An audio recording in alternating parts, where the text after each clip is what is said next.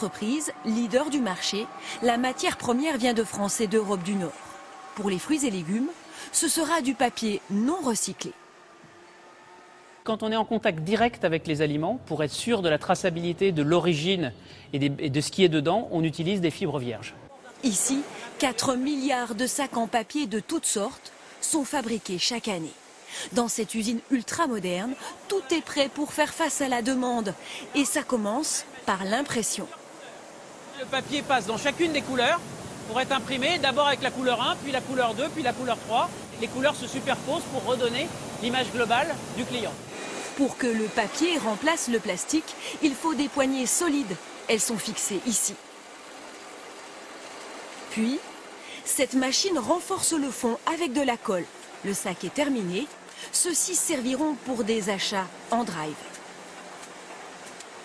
L'intérêt du papier, c'est un matériau rigide.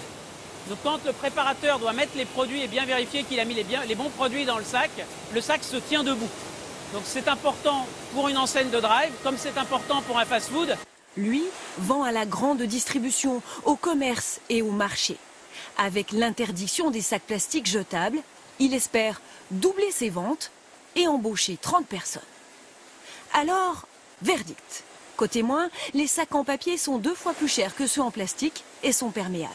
Côté plus, ils sont de plus en plus solides et recyclables.